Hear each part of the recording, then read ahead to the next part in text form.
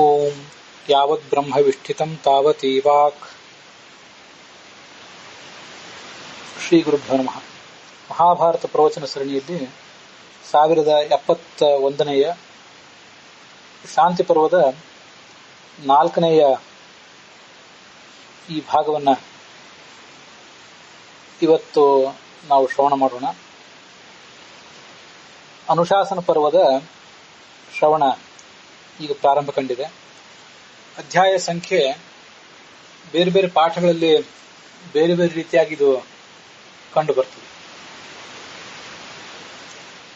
ನಾವಿವತ್ತು ನೋಡ್ತಾ ಇರುವಂತಹ ಅಧ್ಯಾಯ ವಾವಿಳ್ಳೆ ರಾಮಸ್ವಾಮಿ ಶಾಸ್ತ್ರಿಗಳ ಪಾಠದಲ್ಲಿ ಮೂರನೇ ಅಧ್ಯಾಯ. ಟಿ.ಆರ್. ಕೃಷ್ಣಾಚಾರ್ಯ ಪಾಠದಲ್ಲಿ ಕೂಡ 3ನೇ ಅಧ್ಯಾಯ.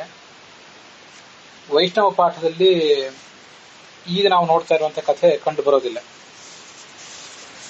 ಮತ್ತೆ ಉತ್ತರ ಭಾರತದ ಪಾಠದಲ್ಲೂ ಕೂಡ ಈಗ ನಾವು ನೋಡ್ತಾ ಇರುವ ಅಧ್ಯಾಯ ಕಾಣಿಸೋದಿಲ್ಲ.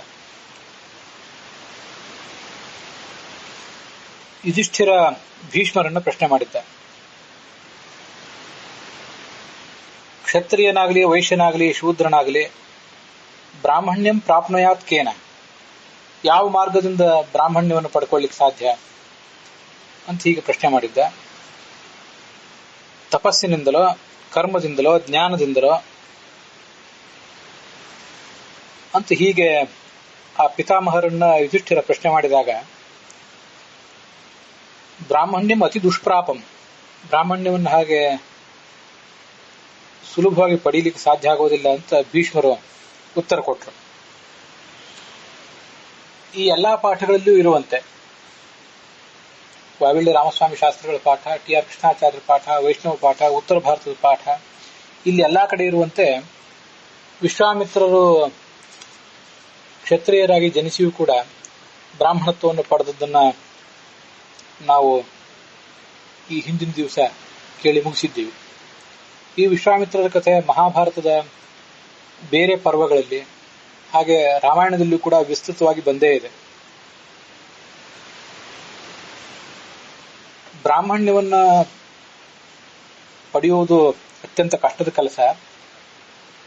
ಬೇರೆ ವರ್ಣದಲ್ಲಿ ಜನಿಸಿಯೂ ಕೂಡ ಬ್ರಾಹ್ಮಣರಾಗಿ ಪರಿವರ್ತನೆ ಕಂಡವರು ಕೆಲವರೇ ಇದ್ದಾರೆ. ಅವರಲ್ಲಿ ವಿಶ್ವಾಮಿತ್ರರೊಬ್ಬರು ಅಂತ ಹೇಳಿದ್ರು ಭೀಷ್ಮರು. ಅಂಥದೇ ಮತ್ತೆರಡು ಪ್ರಸಂಗಗಳನ್ನು ಕೂಡ ಅವರು ಹೇಳಲಿಕ್ಕೆ ತೊಡಗ್ತಾರೆ. ಈಗ ನಾವು ನೋಡ್ತಿರುವ ಕಥೆ ನಾನು ಈಗಾಗಲೇ ಹೇಳಿದಂತೆ ಟಿ.ಆರ್. ಕೃಷ್ಣಾಚಾರ್ಯ ಪಾಠದಲ್ಲಿ ಮತ್ತೆ ವಾವಿಳ್ಳೆ ರಾಮಸ್ವಾಮಿ ಶಾಸ್ತ್ರಿಗಳ ಪಾಠದಲ್ಲಿ ಮಾತ್ರ ಕಾಣುತ್ತದೆ.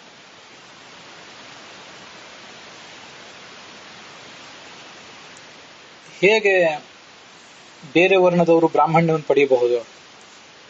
ಪರ್ಯಾಯ ನಾಮ ಕಸ್ಮಿಶ್ಚಿತ್ ಬ್ರಾಹ್ಮಣೋ ನಾಮ ಜಾಯತೆ ಅತ್ರ ಪಿರಾಹರಂತೀಮಂ ಇತಿಹಾಸಂ ಪುರಾತನಂ. ಇದಕ್ಕೆ ಸಂಬಂಧಪಟ್ಟಂತೆ ಒಂದು ಇತಿಹಾಸವನ್ನು ಕೂಡ ವರ್ಣನೆ ಮಾಡ್ತಾರೆ ಅಂತ ಭೀಷ್ಮರು ಹೇಳಿಕ್ಕೆ ತೊಡಗಿದೆ. ಒಬ್ಬ ಬ್ರಾಹ್ಮಣ ಪ್ರಾಚೀನ ಕಾಲದಲ್ಲಿ ಇದ್ದ. ಅವನಿಗೆ ಮತಂಗ ಅಂತ ಹೆಸರಿನ ಒಬ್ಬ ಮಗನು ಕೂಡ ಜನಿಸಿದ. ಈ ಮಗನನ್ನ ವರ್ಣನೆ ಮಾಡುವಾಗ ದ್ವಿಜಾತೇಹೇ ಕಸ್ಯಚಿತ್ತಾತ ತುಲ್ಯವರ್ಣ ಸುತಸ್ತ್ವಭೂತ್ ಮತಂಗೋ ನಾಮ್ನಾ ಆಸೀತ್ ಸರ್ವೈಹಿ ಸಮುದಿತೋ ಗುಣೈಹಿ ಅಂತ ಈ ಶ್ಲೋಕ ವರ್ಣನೆ ಮಾಡ್ತದೆ. ಈ ತಂದೆ ಬ್ರಾಹ್ಮಣನಾಗಿದ್ದ. ಅವನಿಗೆ ಈ ಮತಂಗ ಅಂತ ಹೆಸರಿನ ಮಗ ಹುಟ್ಟಿದ. ಇವನು ತುಲ್ಯವರ್ಣನಾಗಿದ್ದ. ತುಲ್ಯವರ್ಣ ಅಂದ್ರೆ ಸಮಾನವಾದಂತಹ ವರ್ಣವುಳ್ಳವನು. ಈ ಮುಂದಿನ ಕಥೆಯನ್ನು ನಾವು ಗಮನಿಸಿದರೆ ಈ ಮತಂಗ ಅನ್ನುವ ವ್ಯಕ್ತಿ ಬ್ರಾಹ್ಮಣ ಸ್ತ್ರೀಯಲ್ಲಿ ಒಬ್ಬ ನಾಪಿತನಿಂದ ಕ್ಷೌರಿಕನಿಂದ ಹುಟ್ಟಿದವನು ಅಂತ ಕೇಳಿ ಬರ್ತದೆ. ಹಾಗಿರುವಾಗ ಇವನನ್ನ ತುಲ್ಯವರ್ಣ ಅಂತ ಹೇಗೆ ಹೇಳ್ತಾರೆ? ಸಮಾನವಾದ ವರ್ಣ ಆಗ್ಬೇಕಾದ್ರೆ ಆ ತಂದೆ ಮತ್ತು ತಾಯಿಯ ವರ್ಣ ಇವನಿಗೆ ಮಗನಿಗೆ ಬರಬೇಕಾದ್ರೆ ಬ್ರಾಹ್ಮಣ ತಂದೆಯಿಂದ ಬ್ರಾಹ್ಮಣ ತಾಯಿಯಲ್ಲಿ ಹುಟ್ಟಿದವನಾದ್ರೆ ಅವನು ತುಲ್ಯವರ್ಣ, ಸಮಾನ ವರ್ಣ. ಈ ವ್ಯಕ್ತಿ ಬ್ರಾಹ್ಮಣ ಸ್ತ್ರೀಯಲ್ಲಿ ನಾಪಿತನಿಂದ ಜನಿಸಿದವನು. ಇವನನ್ನು ತುಲ್ಯವರ್ಣ ಅಂತ ಮಹಾಭಾರತ ಹೇಗೆ ಹೇಳಿದೆ? ಒಂದು ವ್ಯಾಖ್ಯಾನ ಅದನ್ನು ಹೀಗೆ ವಿವರಿಸ್ತದೆ. ತುಲ್ಯವರ್ಣ ಅನ್ಯವರ್ಣ ಜೋಪಿ ಜಾತಕರ್ಮಾದಿ ಸಂಸ್ಕಾರ ಯೋಗಾತ್ ತುಲ್ಯವರ್ಣತ್ವ ಗತಃ. ಬೇರೆ ವರ್ಣದಲ್ಲೇ ಅವನು ಜನಿಸಿದ್ದ, ಆದರೂ ಕೂಡ ಅವನಿಗೆ ಅನೇಕ ಸಂಸ್ಕಾರಾದಿಗಳನ್ನ ಮಾಡಿದ್ರು, ಆದ್ರಿಂದ ಅವನನ್ನ ಬ್ರಾಹ್ಮಣ ಸಮಾನ ವರ್ಣ ಅಂತ ವರ್ಣಿಸ್ತಾರೆ. ಸಂಸ್ಕಾರಗಳನ್ನು ಕೊಟ್ಟಿದ್ರು, ಹಾಗೆ ಅವನಿಗೆ ಅಂಥ ಜ್ಞಾನವೂ ಇತ್ತು, ಭಕ್ತಿ ವೈರಾಗ್ಯಾದಿಗಳಿದ್ದವು. ಆದ್ರಿಂದ ಅವನನ್ನ ತುಲ್ಯವರ್ಣ ಅಂತ ನಾವು ತಿಳಿಯಬಹುದು ಅಂತ ಈ ಕೇಳಿ ಬರ್ತದೆ. ಕಥೆಯನ್ನು ಮುಂದೆ ನೋಡಿದಾಗ ಅದರ ವಿವರಗಳು ನಮಗೆ ಸ್ಪಷ್ಟವಾಗಿ ಗೊತ್ತಾಗ್ತವೆ.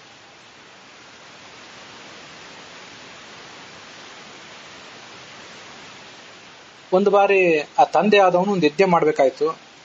ಈ ಮಗನನ್ನ ಯಜ್ಞಕ್ಕೆ ಬೇಕಾದ ಸಾಮಗ್ರಿಗಳನ್ನು ತಗೊಂಡು ಬಾ ಅಂತ ಹೇಳಿ ಕಳಿಸಿದ. ಮಗ ಕತ್ತೆಗಳನ್ನು ಕಟ್ಟಿದಂಥ ಒಂದು ರಥವನ್ನು ಏರಿ ಮುಂದೆ ಧಾವಿಸಿದ, ವನಕ್ಕೆ ಧಾವಿಸಿದ. ಸಬಾಲಂ ಗರ್ಧಭಿ ಪುತ್ರಂ ವಹಂತಂ ಮಾತುರಂತಿಕೆ. ಆದರೆ ಅವನ ರಥಕ್ಕೆ ಕಟ್ಟಲ್ಪಟ್ಟಂತಹ ಆ ಕತ್ತೆಗಳು ರಥವನ್ನ ಸುಲಭವಾಗಿ ಕಾಡಿನ ಕಡೆಗೆ ಕರೆದೊಯ್ಯಲಿಲ್ಲ. ಆ ಕತ್ತೆಗಳು ತಮ್ಮ ತಾಯಿ ಕತ್ತೆ ಎಲ್ಲಿದ್ದವೋ ಆ ಮನೆಯ ಲಾಯದಲ್ಲಿ, ಮನೆಯ ಕೊಟ್ಟಿಗೆಯಲ್ಲಿ, ಆ ಕಡೆ ಎಳ್ಕೊಂಡು ಹೊರಟವು. ತಮ್ಮ ತಾಯಿ ಕಡೆಗೆ ಅವುಗಳಿಗೊಂದು ಸೆಳೆತ ಇತ್ತು. ಕಾಡಿಗೆ ಹೋಗಬೇಕು ಅಂತ ಈ ಬ್ರಾಹ್ಮಣನ ಮತಂಗನ ಅಪೇಕ್ಷೆ ಇತ್ತು. ಆಗ ಅವನು ಕೋಪದಿಂದ ಚಾವಟಿ ತಗೊಂಡು ಹೊಡೆದ ಆ ಕತ್ತೆಗಳಿಗೆ, ಅದ್ರ ಮೂಗಿಗೆ ಹೊಡೆದ ಅಂತ ಹೇಳ್ತಾರೆ.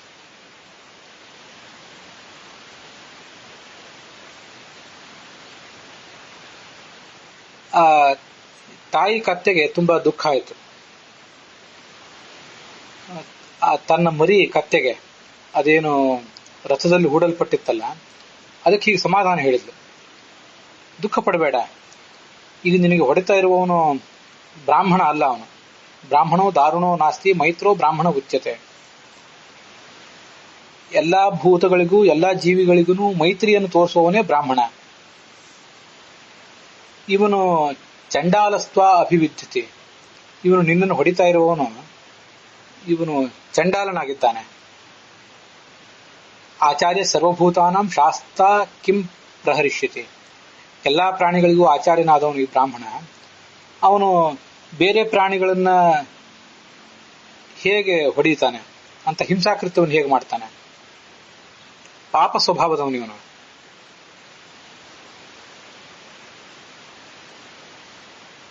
ತಾನು ನೀಚ ಸ್ವಭಾವದವನಾದ್ರಿಂದ, ನೀಚ ಯೋನಿಯಲ್ಲಿ ಹುಟ್ಟಿದವನಾದ್ರಿಂದ ನಿನ್ನನ್ನ ಈ ತರ ಪ್ರಹರಿಸ್ತಾ ಇದ್ದಾನೆ ಅಂತ ತಾಯಿ ಕತ್ತೆ ತನ್ನ ಮಗು ಕತ್ತೆಗೆ ಹೇಳಿತು. ಇದನ್ನ ಕೇಳಿದ ಇವನು, ಈ ಮತಂಗ. ಕೂಡಲೇ ರಥದಿಂದ ಕೆಳಗಿಳಿದ, ಆ ಕತ್ತೆ ಹೆಣ್ಣು ಕತ್ತೆ ಹತ್ರ ಹೋದ. ವಾಸ್ತವಿಕ ಸಂಗತಿಯನ್ನು ಹೇಳು. ಕೇನ ಮಾಂ ವೇತ್ತ ಚಾಂಡಾಲಂ ಬ್ರಾಹ್ಮಣ್ಯಂ ಕೇನ ಮೇ ಅನಶತ. ನನ್ನನ್ನು ಚಾಂಡಾಲ ಅಂತಿದ್ದೀಯಲ್ಲ ನೀನು, ನನ್ನ ಬ್ರಾಹ್ಮಣ್ಯ ಹೋಯ್ತು ಹೇಗೆ, ಇದನ್ನೆಲ್ಲವನ್ನೂ ಸರಿಯಾಗಿ ಹೇಳು ಅಂತ ಅವನು ಕೇಳಿದ. ಅದಕ್ಕೆ ರಾಸಭಿ ಹೇಳಿತು, ಬ್ರಾಹ್ಮಣ್ಯಾಂ ವೃಷಲೇನತ್ವಂ ಮತ್ತಾಯಾಂ ನಾಪಿತೇನ ವೈ ಜಾತಸ್ತತೋಸಿ ಚಾಂಡಾಲ ಬ್ರಾಹ್ಮಣ್ಯಂ ತೇನ ತೇ ಅನಶತ. ನೀನು ಬ್ರಾಹ್ಮಣ ಸ್ತ್ರೀಯಲ್ಲಿ ಒಬ್ಬ ನಾಪಿತನಿಂದ ಹುಟ್ಟಿದವಳಾಗಿದ್ದಿ, ಕ್ಷೌರಿಕನಿಂದ ಹುಟ್ಟಿದವನಾಗಿದ್ದಿ. ನಿನ್ನ ತಾಯಿ ಮತ್ತಳಾಗಿದ್ಲು, ಮದಪಾನ ಮತ್ತಳಾಗಿದ್ಲು ಅಥವಾ ಕಾಮ ಮತ್ತಳಾಗಿದ್ಲು, ಅದನ್ನೆಲ್ಲ ಇಲ್ಲಿ ಏನು ಹೇಳಲಿಲ್ಲ. ಅಂತೂ ಮತ್ತಳಾಗಿದ್ಲು. ಅವಳಲ್ಲಿ ಒಬ್ಬ ನಾಪಿತನಿಂದ ಹುಟ್ಟಿದವನು ನೀನಾಗಿದ್ದೆ, ಅದರಿಂದ ನಿನ್ನ ಬ್ರಾಹ್ಮಣ್ಯ ನಷ್ಟವಾಗಿ ಹೋಗಿದೆ. ಇವನು ಮನೆಗೆ ಓಡಿ ಬಂದ. ತಂದೆ ಅವನನ್ನು ಕೇಳಿದ, ಯಜ್ಞದ ಸಾಮಗ್ರಿಗಳನ್ನು ತರಲಿಕ್ಕೆ ಅಂತ ನೀನನ್ನು ಕಳಿಸಿದ್ದೆ, ಆ ಜವಾಬ್ದಾರಿಯನ್ನು ಬಿಟ್ಟು ಇಲ್ಯಾಕೆ ಬಂದಿದ್ದೆ, ನಿನ್ನ ಆರೋಗ್ಯ ಸರಿ ಇದೆಯೋ ಇಲ್ಲೋ ಅಂತ ಕೇಳಿದ. ಆ ಮಗ ಹೇಳಿದ, ನಾನು ಹೇಗೆ ಕುಶಲಿಯಾಗಿರ್ಲಿಕ್ಕೆ ಸಾಧ್ಯ, ನೀಚ ಜನ್ಮದಲ್ಲಿ ಹುಟ್ಟಿದವನು ನಾನು, ನೀಚ ಜನ್ಮದಲ್ಲಿ ಹುಟ್ಟಿದಂತ ನಾನು ಕುಶಲವಾಗಿರುವುದು ಹೇಗೆ ಸಾಧ್ಯ. ಬ್ರಾಹ್ಮಣ್ಯ ವೃಷಲಾಜ್ಜಾತಂ ಪಿತರ್ ವೇದಯತೆ ಹಿಮಾಂ. ಈ ಹೆಣ್ಣು ಕತ್ತೆ ನನ್ನನ್ನ ಬ್ರಾಹ್ಮಣ ಸ್ತ್ರೀಯಲ್ಲಿ ಶೂದ್ರನಿಂದ ಹುಟ್ಟಿದವಳು ಅಂತ ಹುಟ್ಟಿದ ವ್ಯಕ್ತಿ ಅಂತ ಹೇಳ್ತಾ ಇದ್ದೆ. ಪ್ರತಸ್ಥೆ ಕೃತನಿಶ್ಚಯ, ತಂದೆಗೆ ಇದನ್ನೆಲ್ಲ ಅವನು ಹೇಳಿದ. ಅರಣ್ಯಕ್ಕೆ ಹೋಗ್ತೇನೆ, ಒಂದು ದೊಡ್ಡ ತಪಸ್ಸು ಮಾಡ್ತೇನೆ ಅಂತ ಅವನು ತಪಸ್ಸು ಮಾಡಲಿಕ್ಕೆ ಹೊರಟು ಬಿಟ್ಟ.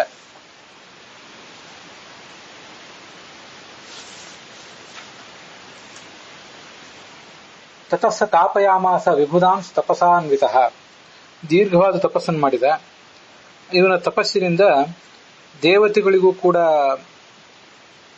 ತುಂಬಾ ಕಷ್ಟ ಆಯಿತು. ತಪಸ್ಸು ತೀವ್ರಗತಿಗೆ ಏರುತ್ತಾ ಇದ್ದಂತೆ ದೇವತೆಗಳು ಚಿಂತಿತರಾದರು.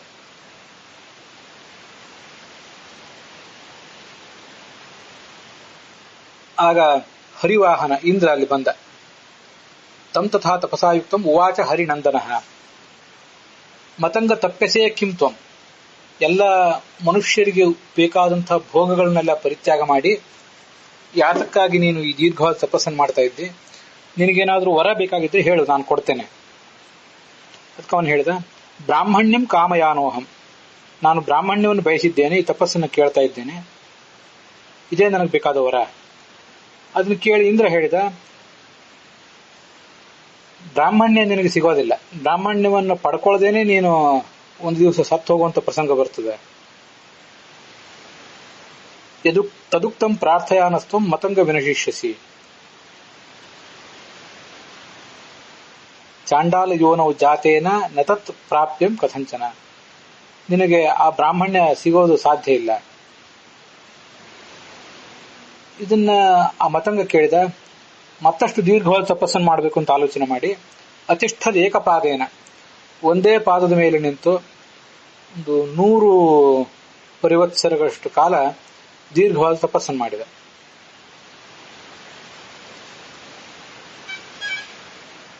ಮತ್ತೆ ಸಹಸ್ರಾಕ್ಷ ಅಲ್ಲಿಗೆ ಬಂದ. ಮತಂಗ ಪರಮಂ ಸ್ಥಾನಂ ಪ್ರಾರ್ಥಯಾನೋ ಮಹಾವ್ರತ, ನೀನು ಮಹಾ ಸಾಹಸ ಮಾಡ್ಲಿಕ್ಕೆ ಹೊರಟಿದ್ದಿ, ಇಂಥ ಸಾಹಸ ನಿನಗೆ ಬೇಡ. ನೈಷ ಧರ್ಮ ಪಥಸ್ಥವ, ಅನ್ಯಾಯದ ಮಾರ್ಗದಿಂದ ಏನನ್ನು ಪಡೀಲಿಕ್ಕೆ ಸಾಧ್ಯ ಇಲ್ಲವೋ ಅದನ್ನು ಪಡೀಲಿಕ್ಕೆ ಹೊರಟಿದ್ದಿ. ಅನೇಕ ಬಾರಿ ನಾನು ನಿನಗೆ ಇದನ್ನು ಮಾಡಬೇಡ ಅಂತ ಹೇಳಿದ್ದೀನಿ, ಆದರೂ ನೀನು ಮಾಡ್ತಾ ಇದ್ದೆ. ತಿರ್ಯಗ್ಯೋನಿ ಗತಸರ್ವ ಮಾನುಷ್ಯಂ ಮಿದಿಗಚ್ಚತಿ, ಅಜಾವಿಕ ಶ್ವಪಾಕೋವಾ ಚಾಂಡಾಲೋವಾ ಕದಾಚನ, ಯಾರು ಈ ಹೀನ ಯೋನಿಯಲ್ಲಿ ಹುಟ್ಟಿದ್ದಾರೆ ಅವರು ಬ್ರಾಹ್ಮಣ್ಯವನ್ನು ಪಡ್ಕೊಳ್ಳೋದು ಸಾಧ್ಯ ಇಲ್ಲ. ಎಷ್ಟು ಕಷ್ಟ ಇದೆ, ಬ್ರಾಹ್ಮಣ್ಯವನ್ನು ಪಡ್ಕೊಳ್ಳುವುದು ಎಷ್ಟು ಕಷ್ಟ ಇದೆ ಅಂತ ಅನ್ನೋದನ್ನು ಅವನು ವಿವರಿಸಿ ಹೇಳಲಿಕ್ಕೆ ತೊಡಗಿದ.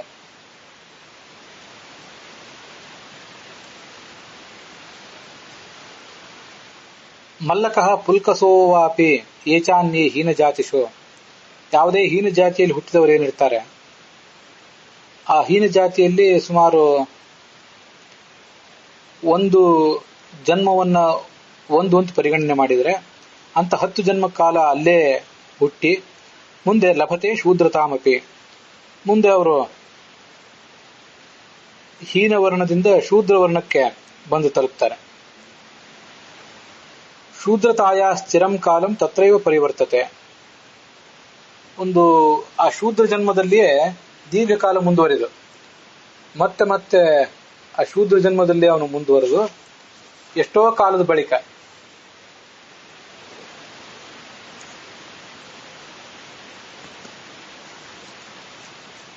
ಸುಮಾರು 300 ಕಾಲ ಅಂತ ಅದನ್ನು ವರ್ಣನೆ ಮಾಡ್ತಾರೆ. ಸುಮಾರು 300 ಪಟ್ಟು ಕಾಲ, 300 ಜನ್ಮಗಳು ಅಥವಾ 300 ವರ್ಷ ಅಂತ ಹೀಗೆಲ್ಲ.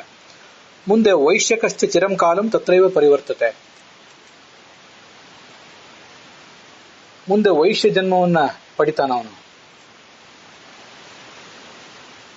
ತತಃ ಗುಣೇ ಕಾಲೆ, ಅದರ 60 ಪಟ್ಟು ಕಾಲದಲ್ಲಿ ಅಲ್ಲೇ ಮುಂದುವರೆದು ಮುಂದೆ ರಾಜನ್ಯನಾಗಿ ಚಕ್ರವರ್ತಿ ರಾಜನಾಗಿ ಕ್ಷತ್ರಿಯನಾಗಿ ಜನಿಸ್ತಾನೆ. ರಾಜನ್ಯೇತು ಚಿರಂ ಕಾಲಂ ತತ್ರೈವ ಪರಿವರ್ತತೆ, ಕ್ಷತ್ರಿಯ ಜನ್ಮಗಳನ್ನು ಅನೇಕ ಬಾರಿ ಪಡ್ಕೋತಾನೆ. ಮತ್ತೆ ತತಃ 30 ಗುಣೇ ಕಾಲೆ, ಸುಮಾರು 30 ಜನ್ಮಗಳು ಅಥವಾ 30 ಪಟ್ಟು ಹೆಚ್ಚಿನ ಕಾಲ, ಹಿಂದಿನ ಜನ್ಮಕ್ಕಿಂತ 30 ಪಟ್ಟು ಹೆಚ್ಚಿನ ಕಾಲವನ್ನ ಹಾಗೆ ಕಳೆದು ಮುಂದೆ ಬ್ರಹ್ಮ ಬಂಧು ಆಗ್ತಾನೆ. ಮುಂದೆ ಬ್ರಹ್ಮ ಬಂಧು ಆಗಿದ್ದವನು ಕಾಂಡಪೃಷ್ಠತ್ವವನ್ನು ಪಡ್ಕೊಂಡು ಕಾಂಡಪೃಷ್ಠತ್ವದಿಂದ ಮುಂದೆ ದ್ವಿಜತ್ವವನ್ನು ಪಡ್ಕೋತಾನೆ ಅಂತ ಇಷ್ಟು ವರ್ಣನೆ ಇದೆ. ಬ್ರಹ್ಮ ಬಂಧು ಅಂದ್ರೆ ಏನು? ಯಾರು ಬ್ರಾಹ್ಮಣನಾಗಿದ್ದು ಕೂಡ ತನ್ನ ವ್ರತ ಕರ್ಮ ಇತ್ಯಾದಿಗಳಿಂದ ಭೃಷ್ಟನಾಗಿದ್ದಾನೋ ಅವನನ್ನ ಬ್ರಹ್ಮ ಬಂಧು ಅಂತ ಕರೀತಾರೆ.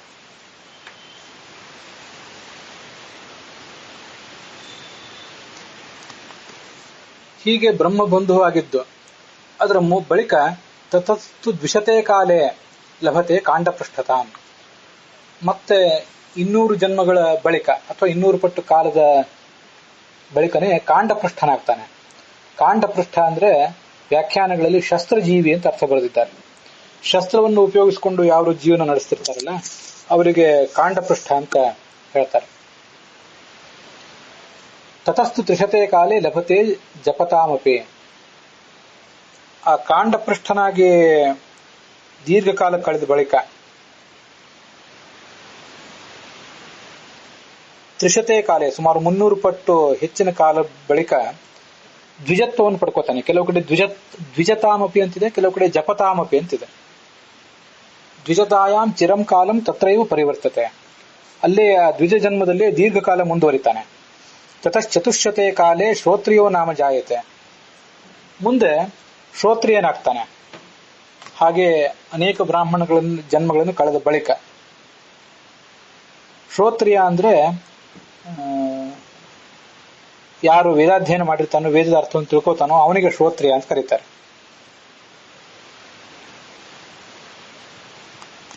ದೀರ್ಘಕಾಲದ ಅಧ್ಯಯನ ಮನನ ಇತ್ಯಾದಿಗಳನ್ನು ಮುಗಿಸಿದ ಮೇಲೆ ತದೇನಂ ಕ್ರೋಧಹರ್ಷೌತು ಕಾಮದ್ವೇಷೌ ತಥೈವಚ ವಿಚಿಕಿತ್ಸಾ ಅಭಿಮಾನಶ್ಚ ಹಿ ಅಪವಾದಶ್ಚ ವಿಂದತಿ.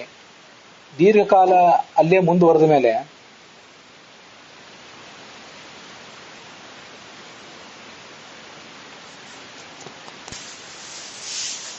ತದೇವ ಶೋಕಹರ್ಷೌ ತು ಕಾಮದ್ವೇಷೌ ಚ ಪುತ್ರಕ ಅತಿಮಾನ ಅತಿವಾದೌ ಚ ಪ್ರವಿಶೇತೆ ದ್ವಿಜಾಧನಂ.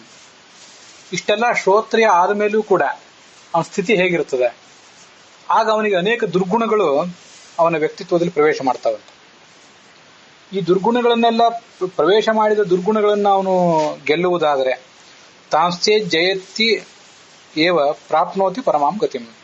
ಆ ದುರ್ಗುಣಗಳನ್ನು ಗೆದ್ದರೆ ಸದ್ಗತಿಯನ್ನು ಪಡ್ಕೋತಾನೆ. ಅಥತೇವೈ ಜಯಂತೇನಂ ತಾಲಂ ಪಕ್ವಮಿವಾಪತೆ ಮತಂಗ ಸಂಪ್ರದಾಯ ಏತದು ಯದಹಂ ತ್ವಾಂ ಅಚೋದಯಂ. ಇವನೇ ಆ ದುರ್ಗುಣಗಳನ್ನು ಗೆದ್ದರೆ ಸದ್ಗತಿಯನ್ನು ಪಡ್ಕೋತಾನೆ. ಒಂದ್ ವೇಳೆ ಆ ದುರ್ಗುಣಗಳ ಕೈ ಮೇಲಾದ್ರೆ ತಾಲಂ ಪಕ್ವಮಿವ ಆಪತೆ. ಪಕ್ವವಾದಂತಹ ಒಂದು ಹಣ್ಣು ತಾಲ ಫಲ ಮೇಲಿಂದ ಕೆಳಗೆ ಬಿದ್ದು ಒಡೆದು ಹೋಗುವಂತೆ ಇವನು ಅಧಃಪತನಕ್ಕೆ ಈಡಾಗಿ ಬಿಡ್ತಾನೆ.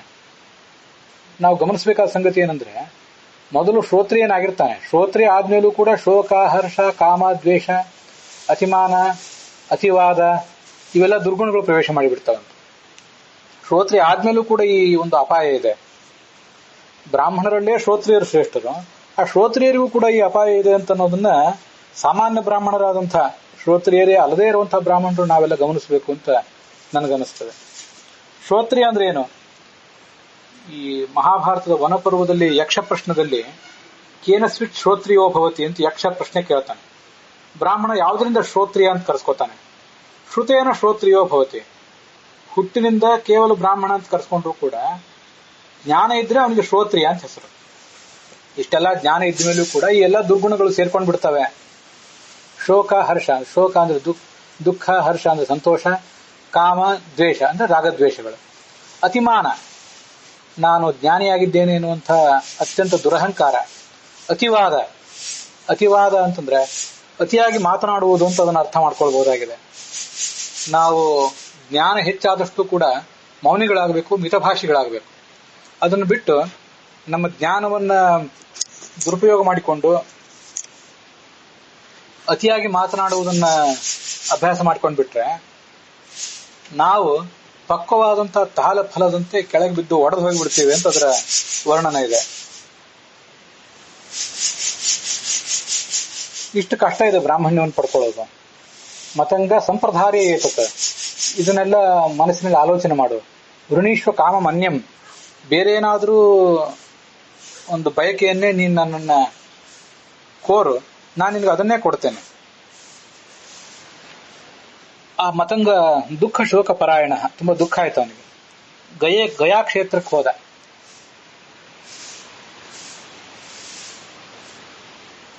ಸಹಸ್ರಂ ಏಕಪಾದೇನ ತಥೋ ಧ್ಯಾನೇ ವ್ಯತಿಷ್ಠತ. ಗಯಾ ಕ್ಷೇತ್ರಕ್ಕೆ ಹೋದ ಅಂತ ಕೆಲವು ಕಡೆ ಕಾಣಿಸ್ತದೆ, ಕೆಲವು ಕಡೆ ಕಾಣಿಸೋದಿಲ್ಲ. ಅದು ಪಾಠ ಯಾವುದೋ ತೀರ್ಮಾನ ಮಾಡೋದು ಕಷ್ಟ, ಯಾಕಂದ್ರೆ ಈ ಅಧ್ಯಾಯವೇ ಎಲ್ಲಾ ಪಾಠಗಳಲ್ಲಿ ಇಲ್ಲ. ಹಾಗಿರುವಾಗ ಅದರಲ್ಲಿ ಮತ್ತೆ ಸಣ್ಣ ಸಣ್ಣ ಪಾಠ ವ್ಯತ್ಯಾಸಗಳನ್ನ ನಿರ್ಧರಿಸುವುದು ನಮಗೆ ಕಷ್ಟವೇ. ಮತ್ತೊಂದು ಅತ್ಯಂತ ಕಷ್ಟಕರವಾದ ತಪಸ್ಸನ್ನು ಮಾಡಿದ. ತ್ವಗಸ್ತ್ಯ ಭೂತಃ ಧಮನಿ ಸಂತತಃ. ಅವನ ಮೈಯಲ್ಲಿ ಚರ್ಮ ಮತ್ತು ಎಲುಬು ಮಾತ್ರ ಉಳಿದಿತ್ತು. ಧಮನಿ ಸಂತತಃ, ನರನಾಡಿಗಳೆಲ್ಲ ಎದ್ದು ಕಾಣುವಂತೆ ಅವನ ತಪಸ್ಸು ಮುಂದುವರಿಯಿತು. ಮತ್ತೆ ಇಂದ್ರ ಅಲ್ಲಿ ಕಾಣಿಸ್ಕೊಂಡ. ಮತಂಗ ಬ್ರಾಹ್ಮಣತ್ವಂ ತೈಹಿ ಸಂವೃತಂ ಪರಿಪಂಥಿಭಿ. ಈ ಬ್ರಾಹ್ಮಣತ್ವವನ್ನು ಪಡ್ಕೊಳ್ಳಿಕ್ಕೆ ಪ್ರಯತ್ನ ಮಾಡ್ತಾ ಇದ್ದಿ, ಇದು ಬಹಳ ಕಷ್ಟಕರವಾದ ಕೆಲಸ ಅಂತ ಮತ್ತೆ ಹಿಂದೆ ಹೇಳಿದ್ದನ್ನೇ ಹೇಳಿದ. ಬ್ರಾಹ್ಮಣ ಸರ್ವಭೂತಾನಾಂ ಮತಂಗ ಪರವುಚ್ಯತೆ. ಎಲ್ಲಾ ಜೀವಿಗಳಲ್ಲಿಯೂ ಬ್ರಾಹ್ಮಣ ಶ್ರೇಷ್ಠನಾದವನು. ಬಹ್ವಿ ಸಂಸರನ್ ಯೋನಿ ಜಾಯಮಾನ ಪುನಃ ಪುನಃ. ಅನೇಕ ಯೋನಿಗಳನ್ನೆಲ್ಲ ದಾಟಿ ಈ ಬ್ರಾಹ್ಮಣ ಜನ್ಮವನ್ನು ಪಡ್ಕೋಬೇಕಾಗ್ತದೆ. ಯಾಕೆ ಇಷ್ಟೆಲ್ಲ ನೀನು ಆ ಬ್ರಾಹ್ಮಣತ್ವವನ್ನು ಪಡ್ಕೊಳ್ಳಿಕ್ಕಾಗಿ ಪ್ರಯತ್ನ ಪಡ್ತಾ ಇದ್ದೀನಿ? ಸುದುರ್ಲಭಂ ಚ ತತ್ಪ್ರಾಪ್ಯ ನಾನು ತಿಷ್ಠಂತಿ ಮಾನವಾಹ. ದುಷ್ಪ್ರಾಪಂ ಬ್ರಾಹ್ಮಣ್ಯಂ ಪ್ರಾಪ್ತಂ ತದನುಪಾಲನಂ. ಆ ಬ್ರಾಹ್ಮಣತ್ವವನ್ನು ಪಡ್ಕೊಳ್ಳೋದು ಕಷ್ಟ, ಪಡ್ಕೊಂಡ ಬ್ರಾಹ್ಮಣತ್ವವನ್ನು ರಕ್ಷಿಸಿಕೊಳ್ಳುವುದು ಮತ್ತೂ ಕಷ್ಟ. ಆದ್ರಿಂದ ಈ ಪ್ರಯತ್ನವನ್ನು ಬಿಡು. ಮುಂದೆ ಏಕಾರಾಮ ಏಕರತಿ ನಿರ್ದ್ವಂದ್ವೋಹಂ ವನೇ ಮುನಿ ಅಹಿಂಸಾ ದಮದಾನಸ್ಥ ನೈವ ಬ್ರಾಹ್ಮಣತಾಂ ಲಭೆ ಪರಂ ವರಂ ವೃಣೇ ದೇವ ಸಮಯ ಸಿದ್ಧೇತ ವಾಸವ. ಇದನ್ನೆಲ್ಲ ಆ ಮತಂಗ ಹೇಳಿದ ಮಾತುಗಳು. ಈ ಪಾಠಗಳಲ್ಲೇ ಬಹಳ ಗೊಂದಲ ಇದೆ ಅಂತ ನಾನು ಈಗಾಗಲೇ ಹೇಳಿದೆ. ಆದ್ರಿಂದ ಈಗ ನಾನು ಓದಿರುವ ಶ್ಲೋಕ ಏಕಾರಾಮ ಏತ್ಕರತಿ, ಅಥವಾ ಕೆಲವು ಕಡೆ ಏಕಾರಾಮೋ ಹ್ಯಹಂ ಶಕ್ರ ನಿರ್ದ್ವಂದ್ವೋ ನಿಷ್ಪರಿಗ್ರಹ. ಕೆಲವು ಕಡೆ ಪಾಠಗಳಲ್ಲಿ ಈ ಮಾತನ್ನು ಕೂಡ ಏಕಾರಾಮ ಅಹಂ ಶಕ್ರ ಅಂತ ಮಾತನ್ನು ಕೂಡ ಇಂದ್ರನೇ ಹೇಳಿದಂತೆ ಕೆಲವು ಪಾಠಗಳಲ್ಲಿ ಕಾಣಿಸ್ತದೆ. ಹಾಗೆ ಯಾವ್ದಾದ್ರು ಪುಸ್ತಕ ನಿಮಗೆ ಗಮನಕ್ಕೆ ಬಂದ್ರೆ ಅದನ್ನ ಇಂದ್ರ ಹೇಳಿದ್ದಲ್ಲ, ಹಿಂದೆ ಹೇಳಲ್ಪಟ್ಟ ಎಲ್ಲಾ ಶ್ಲೋಕಗಳು ಇಂದ್ರನವು, ಇನ್ನು ಮುಂದೆ ಹೇಳಿದ್ದೆಲ್ಲವೂ ಕೂಡ ಮತಂಗನ ಮಾತುಗಳು ಅಂತ ನಾವು ತಿಳ್ಕೊಳ್ಬೇಕು. ಪರಂ ವರಂ ವೃಣೇ ದೇವ. ಬೇರೆ ಯಾವುದನ್ನಾದ್ರೂ ಒಂದು ವರವನ್ನು ಕೇಳ್ತೇನೆ. ಬ್ರಹ್ಮ ಕ್ಷತ್ರಾನುರೋಧೇನ ಲಭೆ ಪೂಜಾ ಮನೀಷಿಭಿ. ನನಗೆ ಜ್ಞಾನಿಗಳಾದವರು ಗೌರವ ಸಲ್ಲಿಸುವಂತಾಗಲಿ. ಏವಂ ಮಮಾಕ್ಷಯ ಪ್ರೀತಿ, ನನಗೊಂದು ಸಮಾಧಾನನೂ ಆಗುವಂತಾಗಲಿ. ಅದಕ್ಕೆ ಇಂದ್ರ ಶೀಘ್ರಮೇತದ್ ಭವಿಷ್ಯತಿ, ನಿನಗಿದೆಲ್ಲವೂ ಈಡೇರ್ತದೆ ಅಂತ ಭರವಸೆ ಕೊಟ್ಟ.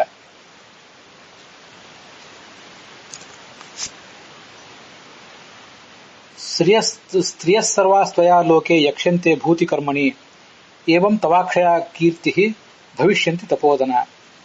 ಛಂದದೇವ ಅಥವಾ ಛಂದೋದೇವ ಇತಿ ಖ್ಯಾತಃ ಸ್ತ್ರೀಣಾಂ ಪೂಜ್ಯೋ ಭವಿಷ್ಯಸಿ. ಎಲ್ಲ ಸ್ತ್ರೀಯರು ಕೂಡ ನಿನ್ನನ್ನು ಗೌರವಿಸ್ತಾರೆ. ಛಂದೋದೇವ ಅಥವಾ ಛಂದದೇವ ಅಂತ ನಿನಗೆ ಹೆಸರು ಬರ್ತದೆ. ಸ್ತ್ರೀಯರ ಸನ್ಮಾನಕ್ಕೆ ಪಾತ್ರನಾಗ್ತಿ. ಅದರ ಅರ್ಥ ನೀನು ಸದ್ಗತಿಯನ್ನು ಪಡೆದು ಸ್ವರ್ಗಲೋಕವನ್ನು ಪಡೆದು ಅಲ್ಲಿ ಸ್ವರ್ಗದ ಅಪ್ಸರೆಯರ ಪ್ರೀತಿಗೆ ಭಾಜನನಾಗ್ತಿ ಅಂತ ಕಾಣಿಸ್ತದೆ. ಅದು ನನಗೇನು ಅರ್ಥ ಅಲ್ಲಿ ಆ ಶ್ಲೋಕಗಳನ್ನು ನೋಡಿದೆ ಕಾಣಿಸ್ತದೋ ಅದನ್ನು ಹೇಳಿದ್ದೀನಿ. ಹೀಗೆ ಒಂದು ವರವನ್ನು ಕೊಟ್ಟು ವಾಸವ ಅಂತರಧೀಯತ, ಅಲ್ಲೇ ಇಂದ್ರ ಅದೃಶ್ಯನಾಗಿಬಿಟ್ಟ. ಬ್ರಹ್ಮತ್ಯಕ್ತ್ವ ಮತಂಗೋಪಿ ಪ್ರಾಪತ ಸ್ಥಾನ ಉತ್ತಮಂ. ಮುಂದೆ ಈ ಮತಂಗನು ಸದ್ಗತಿಯನ್ನು ಪಡ್ಕೊಂಡ. ಬ್ರಾಹ್ಮಣ್ಯಾಮನಾಮ ದುಷ್ಪ್ರಾಪಂ ಇಂದ್ರಿಯಣೋಕ್ತ ಮಹಾತ್ಮನ. ಹೀಗೆ ಬ್ರಾಹ್ಮಣ್ಯವನ್ನು ಪಡ್ಕೊಳ್ಳೋದು ಎಷ್ಟು ಕಷ್ಟದ ಸಂಗತಿ ಅಂತ ಅನ್ನೋದನ್ನ ಇಂದ್ರ ಹೇಳಿದಂತಹ ಒಂದು ಕಥಾ ಇದು. ಇಲ್ಲಿಗೆ ವಾವಿಳ್ಳಿ ರಾಮಸ್ವಾಮಿ ಶಾಸ್ತ್ರಿಗಳ ಪಾಠದ ಮತ್ತೆ ಟಿ.ಆರ್. ಕೃಷ್ಣಾಚಾರ್ಯ ಪಾಠದ ಮೂರನೇ ಅಧ್ಯಾಯ ಸಮಾಪ್ತವಾಗಿದೆ. ಇದಾದ ಮೇಲೆ ಟಿ.ಆರ್. ಕೃಷ್ಣಾಚಾರ್ಯ ಪಾಠದಲ್ಲಿ ವಿಶ್ವಾಮಿತ್ರನ ಕಥಾ ಇದೆ. ವಿಶ್ವಾಮಿತ್ರ ಬ್ರಾಹ್ಮಣ್ಯವನ್ನು ಪಡ್ಕೊಂಡಂತ ಕಥೆಯನ್ನ ನಾವು ಹಿಂದಿನೇ ನೋಡಿದ್ದೀವಿ. ವಿಶ್ವಾಮಿತ್ರ ಬ್ರಾಹ್ಮಣ್ಯವನ್ನು ಪಡ್ಕೊಂಡಂತ ಕಥೆ ಈ ಟಿ.ಆರ್. ಕೃಷ್ಣಾಚಾರ್ಯ ಪಾಠದಲ್ಲಿ 7ನೇ ಅಧ್ಯಾಯ ಆಗಿದೆ. ಯಾಕೆಂದ್ರೆ ಈ ಮತಂಗನ ಕಥೆ ಏನಿದೆ ದೀರ್ಘವಾದ ಕಥೆ, ಈ ದೀರ್ಘವಾದ ಕಥೆ ವಾವಿಳ್ಳಿ ರಾಮಸ್ವಾಮಿ ಶಾಸ್ತ್ರಿಗಳ ಪಾಠದಲ್ಲಿ 2-3 ಅಧ್ಯಾಯಗಳನ್ನ ಸೇರಿಸಿ ಒಂದು ಅಧ್ಯಾಯ ಮಾಡಿದ್ದಾರೆ. ಟಿ.ಆರ್. ಕೃಷ್ಣಾಚಾರ್ಯ ಪಾಠದಲ್ಲಿ ಅದು 2-3 ಅಧ್ಯಾಯಗಳಾಗಿ ವಿಭಕ್ತವಾಗಿದೆ. ಆದ್ರಿಂದ ಮತಂಗನ ಕಥೆಯ ಬಳಿಕ ವಿಶ್ವಾಮಿತ್ರನ ಕಥಾ ಇದೆ. ವಿಶ್ವಾಮಿತ್ರನ ಕಥೆಯ ಬಳಿಕ ವೀತಹವ್ಯ ಅನ್ನುವನು ಬ್ರಾಹ್ಮಣತ್ವವನ್ನು ಪಡ್ಕೊಂಡಂತಹ ಕಥಾ ಇದೆ. ಇದು ಈ ವೀತಹವ್ಯ ಬ್ರಾಹ್ಮಣತ್ವವನ್ನು ಪಡ್ಕೊಂಡಂತಹ ಕಥೆ 5ನೇ ಅಧ್ಯಾಯದ ರೂಪದಲ್ಲಿ ವೈಷ್ಣವ ಪಾಠದಲ್ಲಿ ಕೂಡ ಕಂಡುಬರುತ್ತದೆ. ಆದರೆ ಉತ್ತರ ಭಾರತದ ಪಾಠದಲ್ಲಿ ಈ ವೀತಹವ್ಯ ಬ್ರಾಹ್ಮಣತ್ವವನ್ನು ಪಡ್ಕೊಂಡದ್ದು ಕಾಣಿಸೋದಿಲ್ಲ. ವಾವಿಳ್ಳಿ ರಾಮಸ್ವಾಮಿ ಶಾಸ್ತ್ರಿಗಳ ಪಾಠದಲ್ಲಿ ಇದು 5ನೇ ಅಧ್ಯಾಯ, ಈ ವೀತಹವ್ಯ ಬ್ರಾಹ್ಮಣತ್ವವನ್ನು ಪಡ್ಕೊಂಡದ್ದು. 8ನೇ ಅಧ್ಯಾಯ ಟಿ.ಆರ್. ಕೃಷ್ಣಾಚಾರ್ಯ ಪಾಠದಲ್ಲಿ, ವೈಷ್ಣವ ಪಾಠದಲ್ಲಿ 5ನೇ ಅಧ್ಯಾಯ. ಈಗಾಗಲೇ ಹೇಳಿದಂತೆ ಉತ್ತರ ಭಾರತದ ಪಾಠದಲ್ಲಿ ಈ ಅಧ್ಯಾಯ ಕಾಣಿಸೋದಿಲ್ಲ.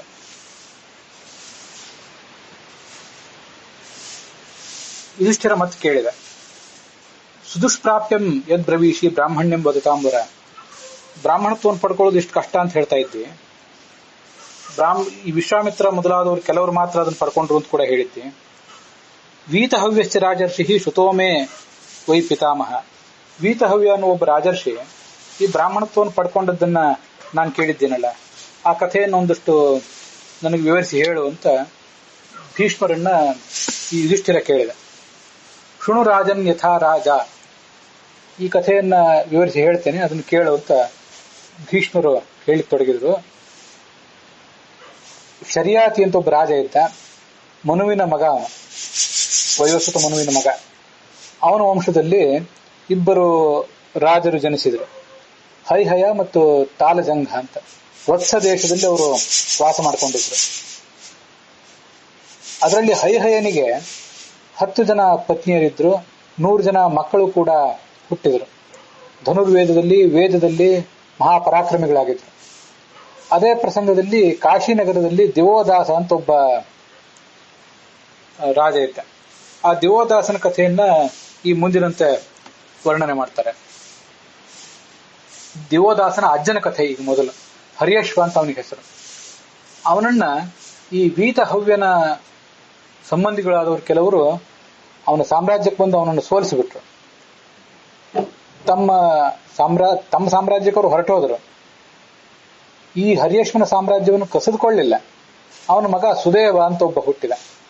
ಆ ಸುದೇವ, ಹರಿಯಶ್ವನ ಮಗ ಸುದೇವ, ಆ ಸುದೇವ ತನ್ನ ಆಡಳಿತವನ್ನು ಮುಂದುವರಿಸಿದ್ದಾಗ ಕೆಲವು ಕಾಲ ಆದ ಬಳಿಕ ಈ ವೀತಹವ್ಯನ ಸಂಬಂಧಿಗಳು ಮತ್ತೆ ಅಲ್ಲಿ ಬಂದು ಅವನನ್ನು ಕೂಡ ಸೋಲಿಸಿದರು. ವಿನಿರ್ಜಿತ್ಯ ಪ್ರತಿಜಗ್ಮುರ್ ಯಥಾಗತಂ. ಆ ಸುದೇವನ ಮಗ ಸೌದೇವಿ ಅಂತ ಅವನ ಹೆಸರು, ಕಾಶಿರಾಜ. ಅವನು ದಿವೋದಾಸ ಅಂತ.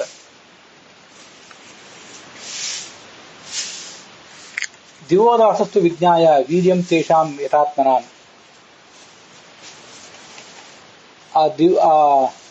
ತನ್ನ ತಂದೆಯನ್ನ, ಅಜ್ಜನನ್ನ ಸೋಲಿಸಿದಂತಹ ವೀತಹವ್ಯರ ಕಥೆಯನ್ನೆಲ್ಲ ಕೇಳಿದ. ವಾರಾಣಸಿ ನಗರವನ್ನ ಕಟ್ಟಿದ. ಅತ್ಯಂತ ಸಂಪದ್ಭರಿತವಾದಂತಹ ಸಾಮ್ರಾಜ್ಯ ಅದು. ಗಂಗಾ ನದಿಯ ಉತ್ತರ ದ್ವಾರ ತೀರದಲ್ಲಿ ಅದಿತ್ತು. ಗೋಮತಿ ನದಿಯ ದಕ್ಷಿಣಕ್ಕೆ, ಗಂಗೆಯ ಉತ್ತರಕ್ಕೆ.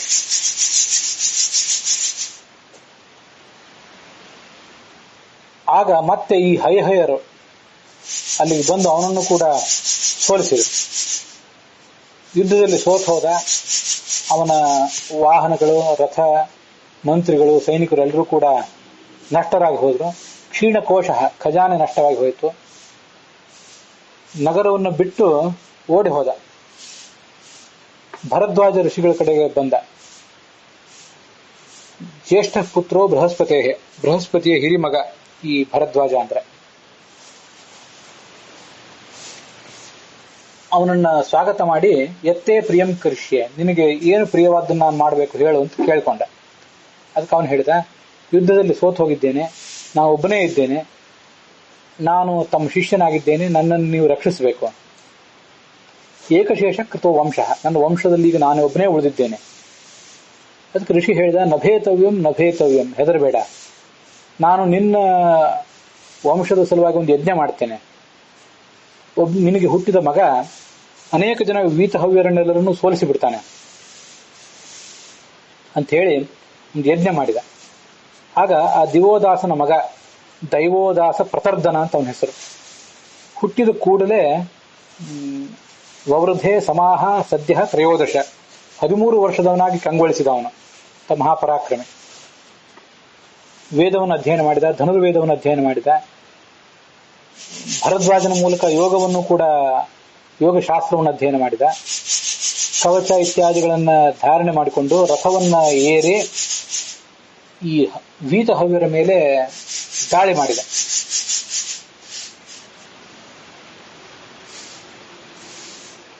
ಸರತಃ ಸತು ಸಂತೀರ್ಯ ಗಂಗಾಮಾಶು ಪರಾಕ್ರಮಿ, ಗಂಗಾ ನದಿಯನ್ನು ದಾಟಿ ಆ ವೀತಹವ್ಯರ ಮೇಲೆ ಆಕ್ರಮಣ ಮಾಡಿದ.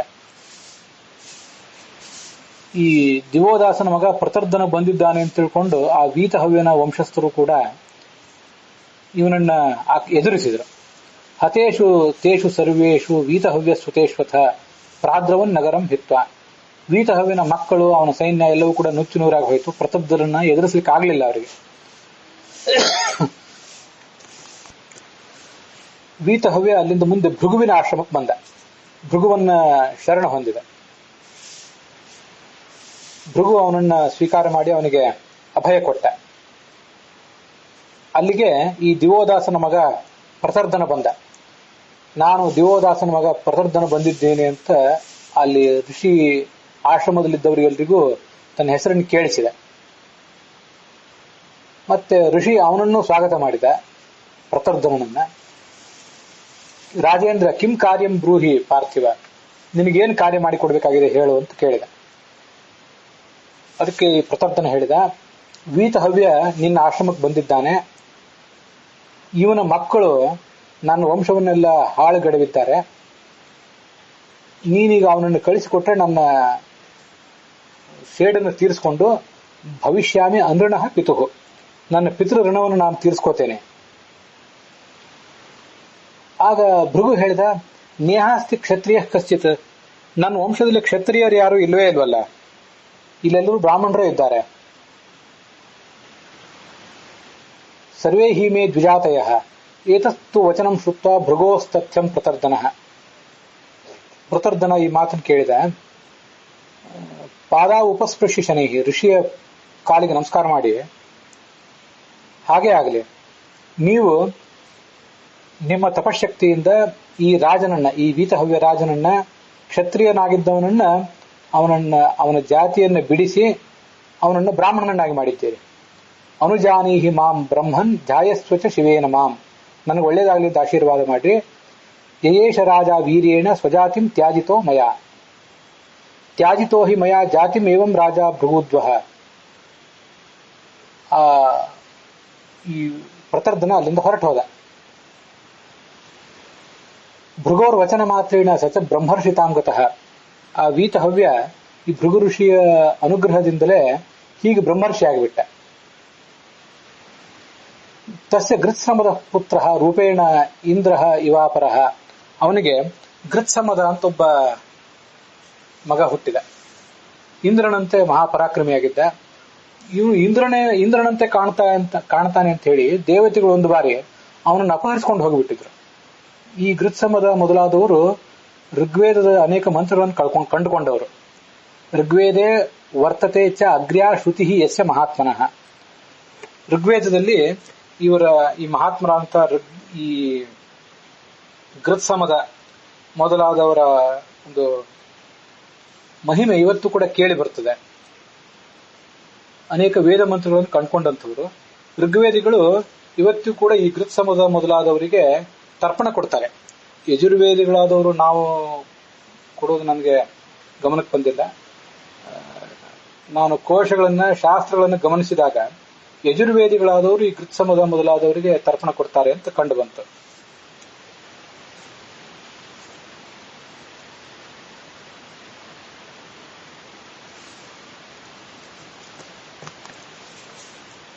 ಋಷಿರ್ಗೃತ್ಸಮದೋ ನಾಮ ಶಕ್ರಸ್ಯ ದೈತಃ ಸಖಾ ಸಚ ಋಗ್ವೇದಿನಾಂ ತರ್ಪಣೀಯಃ ಋಷಿಭೇದಃ ಅಥ ಋಷಯಃ ಶತರ್ಚಿನಃ ಮಧ್ಯಮಾಃ ಗೃತ್ಸಮದಃ ವಿಶ್ವಾಮಿತ್ರಃ ವಾಮದೇವಃ ಅತ್ರಿಃ ಭರದ್ವಾಜಃ ವಸಿಷ್ಠಃ ಅಂತ ಆಶ್ವಲಾಯನ ಗೃಹ್ಯ ಸೂತ್ರದಲ್ಲಿ ಅವ್ರ ಬಗ್ಗೆ ಕೇಳಿ ಬರ್ತದೆ. ಋಗ್ವೇದದಲ್ಲಿ ಕೆಲವು ಮಂತ್ರಗಳನ್ನು ಕಂಡುಕೊಂಡಂತವರು ಈ ಗೃತ್ಸಮದ ಅವನ ಪರಂಪರೆಯವರು ಕೂಡ ಆಗಿದ್ದಾರೆ. ಅದು ಕೂಡ ನನಗೆ ಅಸ್ಪಷ್ಟವಾಗಿ ನೆನಪಿದೆ. ಆ ಗೃತ್ಸಮದನಿಂದ ಮುಂದೆ ವಂಶ ಮುಂದುವರಿಯಿತು. ಸಾವೈನಸ ಅಂತ ಹೇಳಿ ಅವನ ಮಗ ಒಬ್ಬ. ಸಾವೈನಸನ ಮಗ ವಿತಸ್ತ್ಯ ಅಂತ ಹೇಳಿ, ವಿತಸ್ತ್ಯನ ಮಗ ಶಿವ ಅಂತ ಹೇಳಿ, ಶಿವನ ಮಗ ಶ್ರವ, ತಮಸ ಮುಂದಿನವನು. ಆ ತಮಸನ ಮಗ ಪ್ರಕಾಶ, ಪ್ರಕಾಶನ ಮಗ ವಾಗೀಂದ್ರ ಅಂತ ಹೇಳಿ, ಹೀಗೆ ಅನೇಕ ಜನ ಮಕ್ಕಳಲ್ಲೆಲ್ಲ ಜನಿಸಿದರು.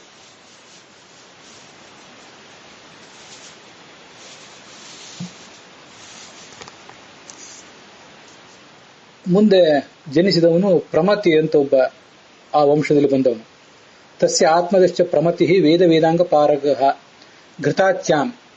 ಆ ಪ್ರಮತಿಗೆ ಘೃತಾಚಿಯಲ್ಲಿ ರುರು ಅಂತ ಒಬ್ಬ ಮಗ ಹುಟ್ಟಿದ. ರುರುವಿಗೆ ಪ್ರಮದ್ವರ ಅಂತ ಒಬ್ಬ ಪತ್ನಿಯಲ್ಲಿ ರುರೋಹ ಪುತ್ರ ಶುನಕ ಅಂತ ಒಬ್ಬ ಮಗ ಹುಟ್ಟಿದ. ಈ ರುರು ಮತ್ತೆ ಪ್ರಮದ್ವರರ ಕಥೆಯನ್ನ ಮಹಾಭಾರತದ ಆದಿಪರ್ವದಲ್ಲಿ ನಾವು ಶ್ರವಣ ಮಾಡಿದ್ದೀವಿ. ರುರುವಿನ ಪತ್ನಿ ಪ್ರಮದ್ವರ ಸರ್ಪದಂಶನದಿಂದ ಮೃತಳಾಗಿದ್ದು, ಮತ್ತೆ ಆಕೆ ಪುನರುಜ್ಜೀವನ ಪಡ್ಕೊಂಡದ್ದು, ಇದನ್ನೆಲ್ಲವನ್ನ ಆದಿಪರ್ವದಲ್ಲಿ ನಾವು ನೋಡಿದ್ದೀವಿ. ಶುನಕ ಅಂತ ಅವರಿಬ್ಬರ ಮಗ. ಆ ಶುನಕನ ಮಗನೇ ಶೌನಕ. ಏವಂ ವಿಪ್ರತ್ವ ಮಗ ಮತ್ತು ವೀತಹವ್ಯ ನರಾಧಿಪ. ಹೀಗೆ ವೀತಹವ್ಯ ಕ್ಷತ್ರಿಯನಾಗಿದ್ದು ಕೂಡ ಬ್ರಾಹ್ಮಣತ್ವವನ್ನು ಪಡ್ಕೊಂಡಂತಹ ಒಂದು ಕಥೆ. ಇದನ್ನ ನಿನಗೆ ನಾನು ಹೇಳಿದ್ದೇನೆ. ಗೃತ್ಸಮದನ ವಂಶವನ್ನು ಹೇಳಿದ್ದೇನೆ. ವಿಸ್ತರೇಣ ಮಹಾರಾಜ ಕಿಮನ್ಯದ ಅನುಪೃಚ್ಛಸಿ. ಇನ್ನು ಮತ್ತೆ ಏನನ್ನ ನೀನು ಕೇಳಬೇಕು ಅಂತ ಅಪೇಕ್ಷೆ ಪಡ್ತೀನಿ ಅಂತ ಭೀಷ್ಮರು ಹೇಳಿದ್ರು. ಅಲ್ಲಿಗೆ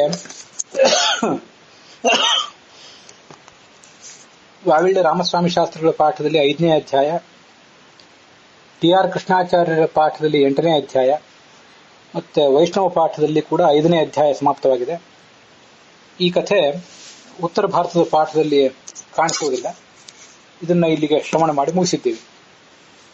ಇದರ ಕುರಿತಾದಂತಹ ವಿಮರ್ಶೆ ಒಂದಿಷ್ಟನ್ನು ನೋಡುವುದಿದೆ, ಅದನ್ನ ನಾಳೆ ದಿವಸ ನೋಡೋಣ. ಇಲ್ಲಿಗೆ ಈ ಭಾಗ ಸಮಾಪ್ತವಾಗಿದೆ.